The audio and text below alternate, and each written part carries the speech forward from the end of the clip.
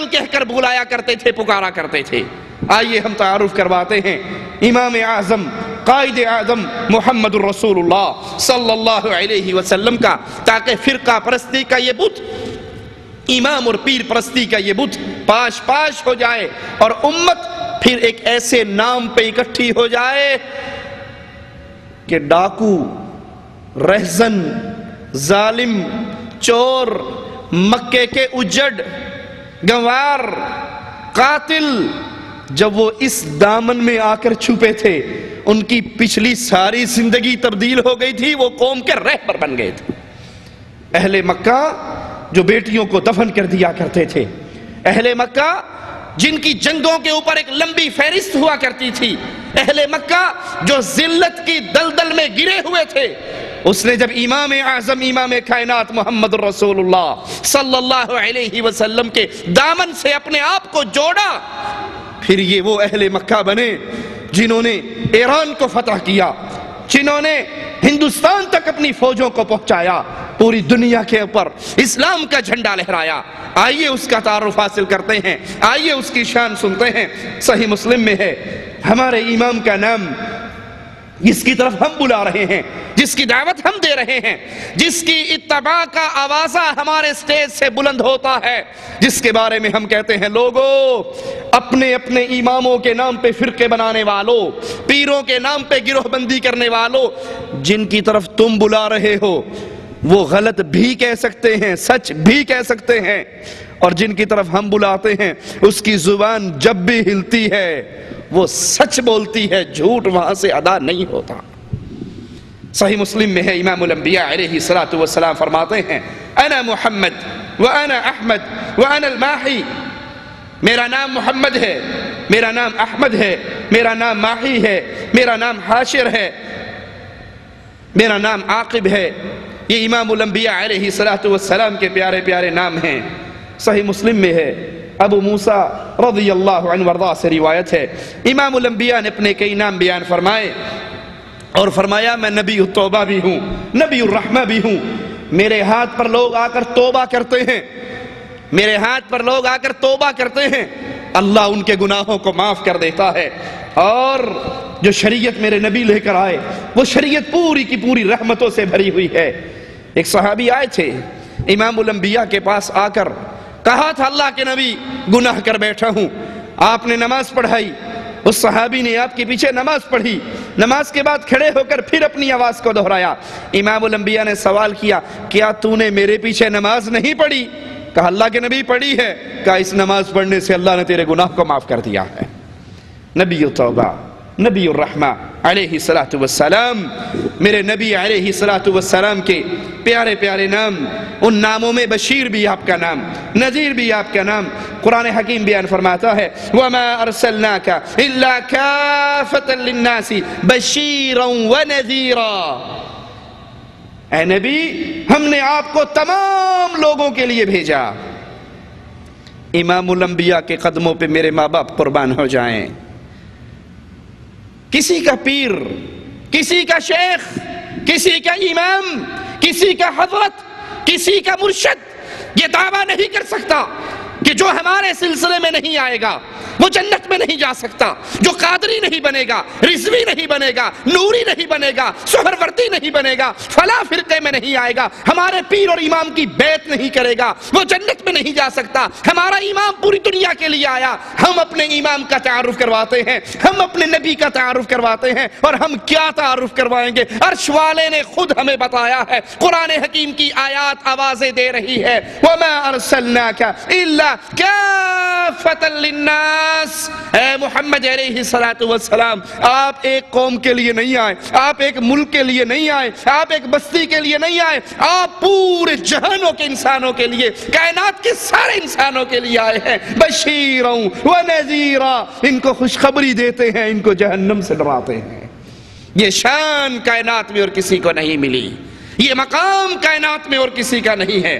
امام الانبیاء کے پیارے ناموں میں سے مزمل، مدثر، یہ بھی آپ کے نام ہیں۔ قرآن حکیم آپ کو مخاطب کرتے ہوئے کہتا ہے یا ایھا المزمل قم اللیل الا قلیلا، اے کپڑے میں لپٹنے والے، اے چادر اوڑھ کر سونے والے، رات کے وقت تھوڑی دیر کے لیے اپنے رب کے لیے قیام کیا کر۔ یا ایھا المدثر قم، اے چادر لے کر، اے کپڑا اوڑھ کر سونے والے، قم فانذر، کھڑے ہو، لوگوں کو ڈرائیے، وَرَبَّكَ فَكَبِّرْ، اپنے رب کی بڑائی بیان کیجئے۔ لوگ لات و عزا کی بڑائی بیان کر رہے، لوگ ہبل کے نعرے لگا رہے، اے پیارے محمد علیہ السلام کھڑے ہو جاؤ، لوگوں کو ڈراؤ، لوگوں کو ڈراؤ، اور اپنے رب کی پاکیزگی، اپنے رب کی بڑائییں، اپنے رب کی بزرگی کو بیان کرو۔ امام الانبیاء علیہ السلام کے پیارے ناموں میں سے شاہد اور مبشر بھی آپ کے نام۔ قرآن حکیم بیان فرماتا ہے اِنَّا أَرْسَلْنَاكَ شَاهِدًا وَمُبَشِّرًا وَنَذِيرًا، ہم نے آپ کو گواہی دینے والا، خوشخبری دینے والا، ڈرانے والا بنا کر بھیجا ہے۔ قیامت کے دن امام الانبیاء علیہ السلام، اور قرآن حکیم کی دوسری ہی آیت اس واقعے کو بھی بیان کرتی ہے، امام الانبیاء علیہ السلام گواہی دیں گے۔ آپ گواہی دینے والے، آپ جنت کی طرف اس کی خوشخبریاں دینے والے، اور جو آپ کی شریعت کو نہ مانے، آپ کی تعلیمات کو نہ مانے، آپ کے احکامات کو ٹھکرائے، ان کو جہنم کی ڈرانے کے لیے جہنم کے واقعات بیان کرنے والے، اللہ کے عذاب سے ڈرانے والے۔ امام الانبیاء علیہ السلام کی کنیت ابو القاسم، آپ کا چہرہ، آپ کا چہرہ، اپنے پیروں کے چہروں کو بھی اپنی نظروں میں بچھانا، اپنے پیروں کی شکلوں کو بھی سامنے رکھنا، جن کی دعوت تم دے رہے ہو، جن کی طرف تم بلا رہے ہو، ان کو بھی سامنے رکھنا، اور جس کی دعوت ہم دیتے ہیں اس کے پیاری صورت اور سیرت کو بھی اپنے سامنے رکھنا۔ امام الانبیاء علیہ السلام کا چہرہ چاند کی طرح چمکتا ہوا، چاند سے زیادہ حسین اور جمیل چہرہ۔ سیدنا جابر کہتے ہیں میں نے نبی کریم صلی اللہ علیہ وسلم کو دیکھا، چاندنی رات تھی، آپ نے لال چادر اوڑھی ہوئی، مسجد نبوی کے صحن میں بیٹھے ہوئے امام الانبیاء علیہ السلام، لال چادر اوڑھی ہوئی، چاندنی چمکتی ہوئی رات۔ جابر کہتے ہیں میں ایک نظر چاند کی طرف دیکھتا ہوں، ایک نظر عائشہ کے چاند کی طرف دیکھتا ہوں صلی اللہ علیہ وسلم۔ پھر نظر اٹھتی ہے آسمان کے چاند کی طرف، پھر نظر اٹھتی ہے مدینے کے چاند کی طرف، اور بالآخر میری زبان پکار اٹھتی ہے۔ سیدنا جابر کے جملے کو، زبان کو جذبات کی ترجمانی کرنے دیجئے، میری زبان پکار اٹھتی ہے، چاند کے ساتھ نبی کا مقابلہ، چاند کے ساتھ یہ بھی کوئی انصاف ہے؟ اس کے منہ پہ چھائیاں، محمد کا چہرہ صاف ہے صلی اللہ علیہ وسلم۔ میرے نبی کا پیارا مکھڑا، میرے نبی کا پیارا چہرہ چاند سے زیادہ چمکتا ہوا، حسین و جمیل۔ صحیح بخاری میں ہے، سیدنا کعب فرماتے ہیں جب آپ خوش ہوتے اور آپ کا چہرہ ایسے چمکتا جیسے چاند کا ٹکڑا چمکتا ہے صلی اللہ علیہ وسلم۔ آپ کا ہاتھ دست مبارک برف سے زیادہ ٹھنڈا اور مشک سے زیادہ خوشبودار۔ صحیح بخاری میں ہے، سیدنا ابو جحیفہ فرماتے ہیں میں نے اللہ کے رسول صلی اللہ علیہ وسلم کے دست مبارک کو تھاما، اسے اپنے چہرے پر رکھا، آپ کا دست مبارک برف سے زیادہ ٹھنڈا، اس کی خوشبو مشک سے بھی زیادہ تھی۔ آپ کے ہاتھ میں بھی خوشبو، آپ کے جسم میں بھی خوشبو، آپ کے پسینے میں بھی خوشبو۔